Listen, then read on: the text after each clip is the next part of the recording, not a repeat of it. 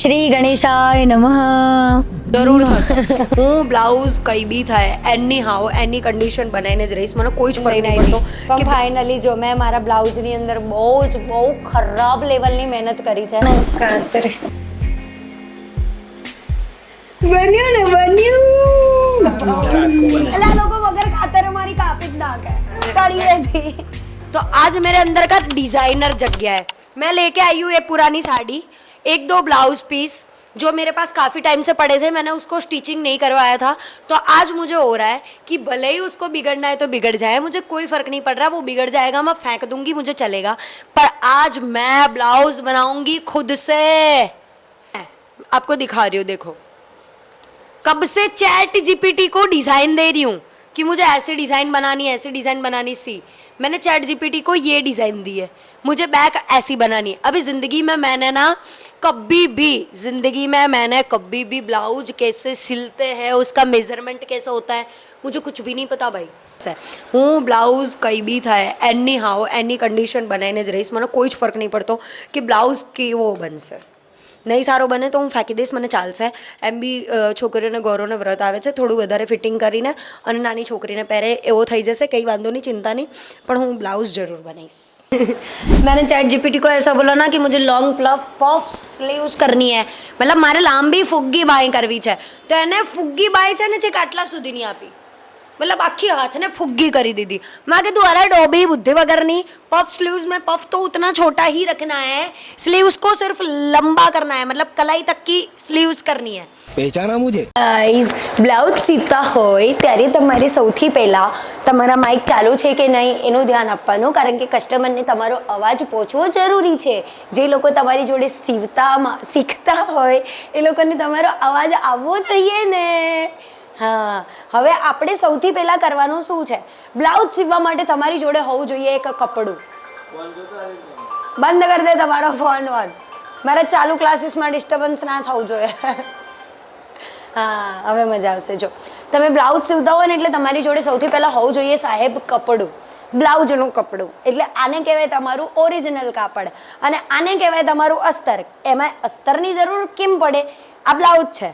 હવે તમે આ જ બ્લાઉઝને આમને આમ સીવી લીધો તો તમારો હાથ ક્યારેક તડકામાં જાવ તો ટ્રાન્સપરન્ટ દેખાય ને, એટલે ના સારું લાગે, તો તમારે નીચે અસ્તર નાખવું પડે. હવે કપડું પહેલાં તો સૌથી પહેલાં એકદમ સ્ટ્રેટ અને સટીક હોવું જરૂરી છે. એટલે આને સૌથી પહેલાં જો સૌથી મોટા ડિઝાઇનરો શું કરે ખબર છે, દરેક એક સિલાઈ પછી આને પ્રેસ કરે. એનું રીઝન શું કે થોડું બી કપડું અગર આવી રીતે મર્જ થઈ ગયું છે, યા તો આની અંદર ક્રીઝ આવી ગઈ છે, કરચલી પડી ગઈ છે, તો આ તમારા મેઝરમેન્ટની અંદર ક્યાંક ને ક્યાંક નોર્મલ ખોલફિટ કરાઈ શકે. હું પ્રોપર ટીચર લાગુ ને પહેલા એમ કહું, મને દેવદાસ બ્લાઉઝ બનશે અને પૂરા ગામની સફાઈ આપે. હા, તો હવે તમારે લેવાનું છે માપ, પણ તમે તમારું માપ તો જાતે લઈ ના શકો.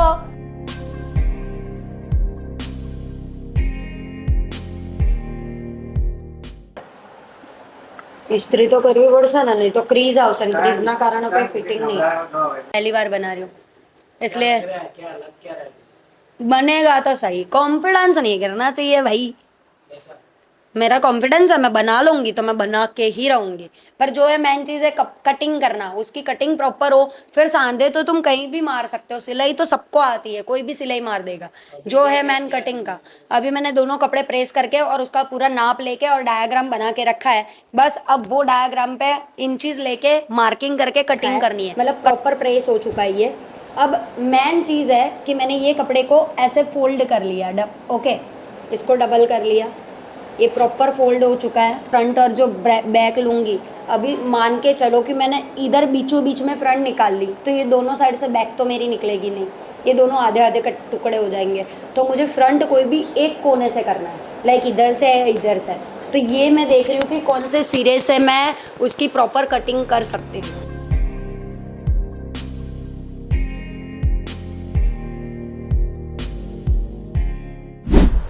કેવું લાગે છે આમ જોવાથી? ડ્રોઈંગ સારી લાગે છે. શ્રી ગણેશાય નમઃ.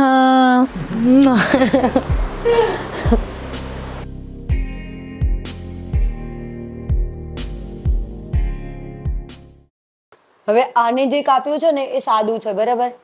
તો એનું આઉટપુટ આવું આવે. જો એ ડન. ઓકે, હવે એને ખોલ્યું ને તો એને આવું બન્યું. બરાબર, હવે આપણે ખોલીએ. હા બોલવાનું ને? હા. ટેણે વાહ.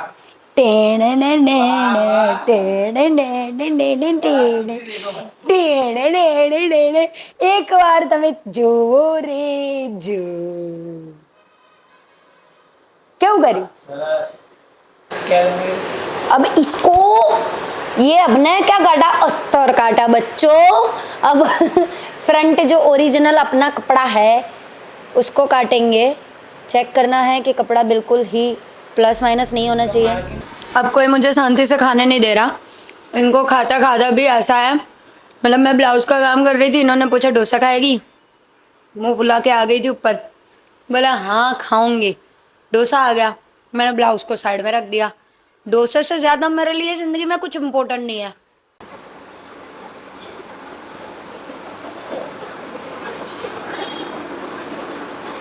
I just love dosa.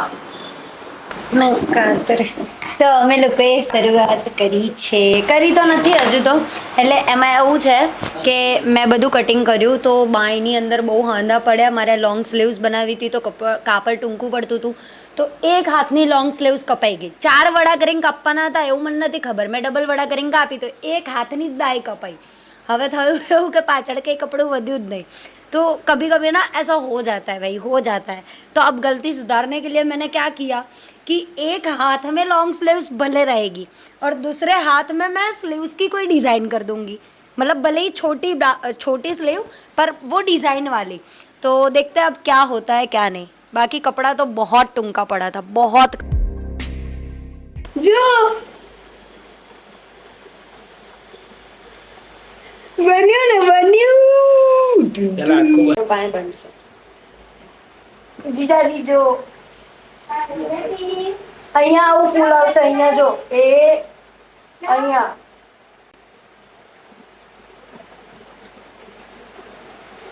કેવું લાગે? શું ના જાવ ને ના લાગે? કઈ દીધું લો ના હાલ લાગે. બધું સારું. હવે ટીની બેન મને પાઇપિંગ નહીં આવડતી ને તો ये लोग મેં અત્યારે ટીની બેનને એમ કીધું આપણે ઝોમેટોમાં ચાલુ કરીએ, બરાબર, જમવાનું બનાવીને લાવ્યું આપણે ઓર્ડર લઈશું. કેમ કે મારા નણંદ રહ્યા ને એમના થેપલા એમના હાથે બહુ મસ્ત થાય, તો મેં કીધું આપણે થેપલાનું ચાલુ કરીએ. હા, એનો લોટ મિક્સ મસાલો એમનો જ સારો થાય. મેં કીધું હું વણીને આપીશ. તો જીજાજી કે તું તારા ઘરનું ખાવાનું બનાય ને કે તો બહુ હે. એટલે આ લોકો વગર ખાતરે મારી કાપી જ નાખે તળીએથી. हाँ ये तो अमर पाटो भाई. मेरा गैस सिलेंडर मैंने 4 महीने से लगाया, अभी तक जा ही नहीं रहा. लो हाँ, અને આ જે બાયનો કટકો રહ્યો ને આ બંનેને પાઇપિંગ થી જોડવાનો છે. પાઇપિંગ મૂકીને બંને બાજુ પાઇપિંગ મૂકવાની પહેલા. પાઇપિંગ ક્યાં આટલી જ છે. દડીઓ બનાવીએ, દડીઓ આવી ટીંગલી.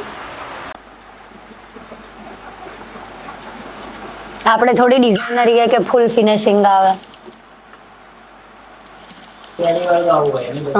જેવું હોય એવું આટલું કર્યું ને, તમને આવડતું હોય તમે એટલું કરો એવું કહી દે. આનું જે આપણાને એવું કહે ને આગળ ખાલી અહીં નીચે દોરી આવશે અને ઉપર આ બાય લાગશે ને એક બાજુ ને બંને બાજુ, એટલે ઉપર છે ને ખાલી અહીંયા આટલો પટ્ટો આવશે આમ તોરણની જેમ. બતાવું, ફોટો બતાવું તો તમને ખબર પડે. મારો ફોન ક્યાં હે?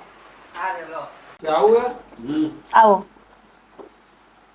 બાય તો એમનેમ જ લાગેલી. જુઓ અહીંયા નીચે દોરી, અહીંયા આવો પટ્ટો આવી ગયો આપણો આવી રહ્યો અને આગળથી આવું રહેશે. આ ભાગ ક્યાં લગાવવાનો?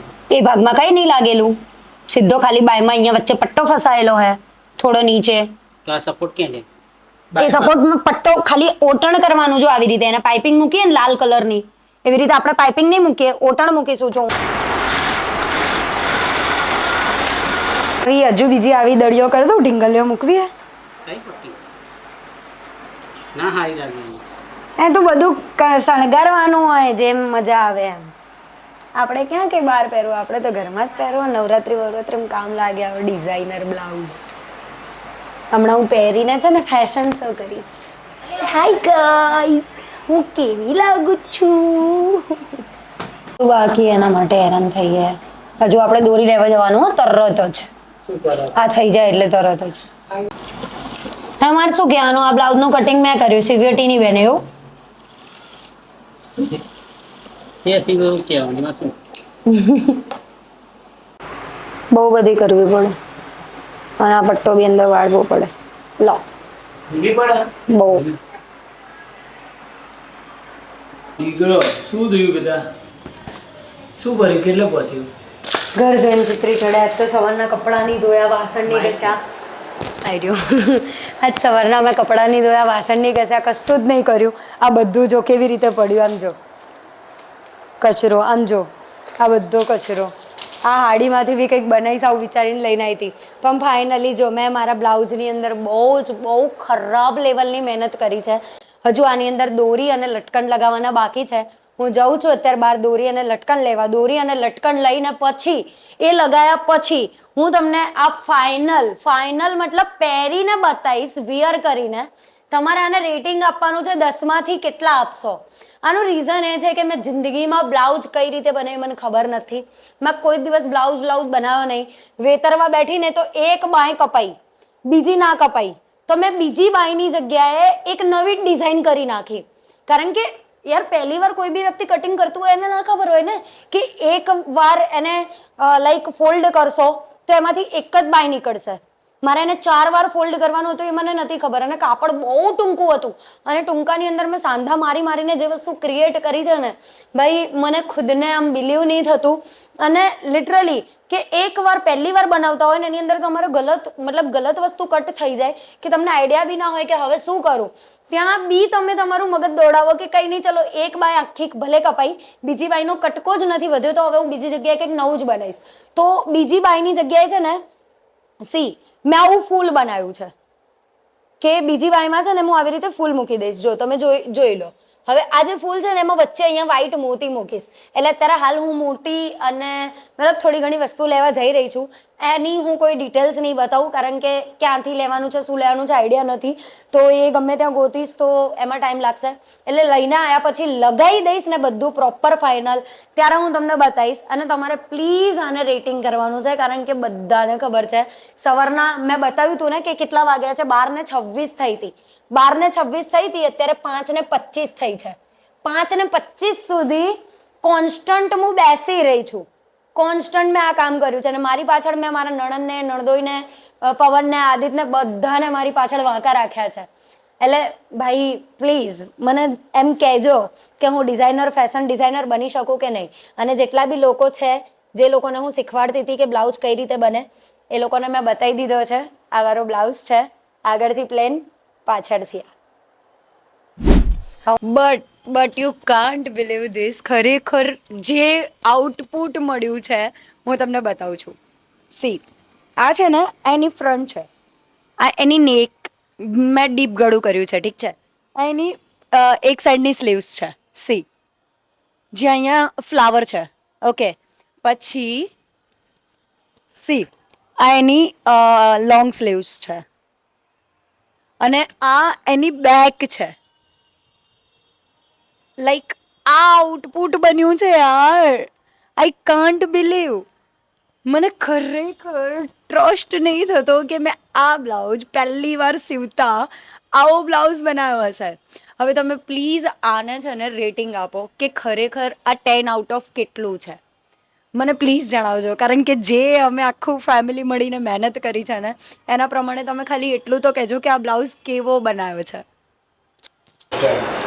તો હું રેડી થઈ ગઈ છું ખાલી શાક લેવા જવા માટે, પણ મારે છે ને આ બ્લાઉઝ રેડી હતો તો મને ઈચ્છા હતી કે હું આને બસ વિયર કરું અને હું જઈશ મમ્મીને બતાવવા. અને અહીંયા હું મારો વ્લોગ પૂરો કરું છું, પણ બહુ જલ્દી હું મારા કંઈક નવા કારસ્તાન સાથે આવીશ તમારી સામે. અને આ જે સાડી છે આ ઘણા ટાઈમથી હું બીજા બ્લાઉઝ સાથે વિયર કરતી હતી, પણ આજે ફાઇનલી આ સાડીનો મતલબ જે આ બોર્ડર છે, લાઈક યુ સી આ જે બટરફ્લાયવાળી બોર્ડર છે એનો પટ્ટો અહીંયા પાછળ છે. તો આ બ્લાઉઝ એકચ્યુઅલમાં આ સાડીનો હતો. તો હવે આ બ્લોગ અહીંયા પૂરો થાય છે, પણ હા તમારા માટે એક નાનું અમથું કામ મૂકીને જાઉં છું. આ બ્લાઉઝ મેં જિંદગીમાં પહેલી વાર નથી બનાવ્યો, આખા વ્લોગમાં તમને ખબર છે, તમે જોયો હોય તમને ખબર છે કે મેં કોઈ દિવસ નથી બનાવ્યું અને મારા સ્ટુડન્ટોને જણાવવાનું કે ભૂલો તો થાય કામ કરતાં કરતાં, બસ એના તોડ કાઢીને કંઈક નવું બનાવી લેવાનું. તો આ જે મેં બ્લાઉઝ રેડી કર્યો છે એને રેટિંગ કરવાનું ના ભૂલતા અને જોડાઈ રહો મારી સાથે આવા નવા બ્લોગમાં. થોડું વધારે થઈ ગયું ને?